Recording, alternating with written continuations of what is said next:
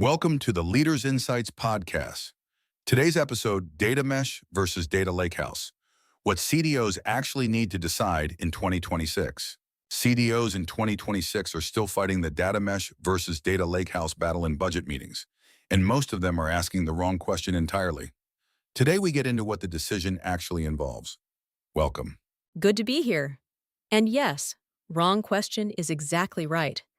The framing itself is costing organizations time and money before a single dollar gets allocated. Let's establish the stakes. What does a CDO actually risk by picking the wrong architecture, or more precisely, by picking one when they shouldn't be picking at all? Duplication mostly. We've seen organizations like a major European retail bank spend 18 months building a data lakehouse on Databricks, then separately fund domain teams who essentially rebuilt product and customer data domains from scratch because governance wasn't embedded from day one. You end up with two systems doing overlapping jobs, and the political cost of consolidating them is enormous. So what's the actual decision that needs to be made? The real decision is about ownership. Data mesh is fundamentally an operating model. Who owns data? Who's accountable for quality? How do you federate governance across business domains? A lakehouse is a technical storage and compute pattern. They operate at different layers. A CDO conflating them is like asking whether you want a matrix org structure or a cloud data warehouse. The answer is, those aren't alternatives. But budget committees don't think in layers. They want a number and a platform. How do you translate that? You separate the conversation into two tracks. Track 1. What's your storage and query architecture? That's where lakehouse, legacy warehouses like Snowflake or BigQuery, and open table formats like Apache Iceberg come in. Track 2. Who governs and produces the data? That's where mesh principles, domain ownership, data as a product, apply.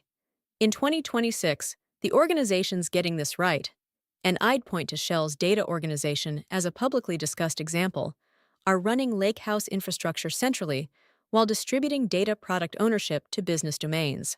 What does that split cost? Because CDOs need to defend this to a CFO. Rough ballpark from implementations I've been close to. Central lakehouse infrastructure typically runs between 4 and 8% of total IT spend for a mid to large enterprise.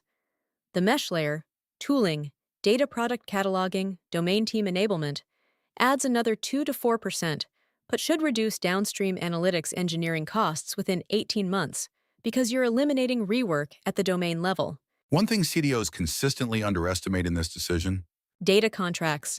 If your domain teams are producing data products without formal machine-readable contracts defining schema, SLAs, and quality thresholds, you don't have a mesh. You have anarchy with a good deck. Tools like SOTA, Great Expectations, or purpose-built contract layers in platforms like Atlan are now mature enough that there's no excuse not to start here. So the takeaway for a CDO walking into a board meeting next week? Don't defend a platform. Defend an ownership model first, then show which platforms support it. The architecture follows the governance decision, never the other way around. To go further, Leaders Insights offers strategic training programs, diagnostic tools, and an executive self-assessment designed for CMOs, CDOs, CFOs, and leaders aiming for board-level performance. Explore everything at mba-training.com. Thank you for listening to the Leaders Insights podcast.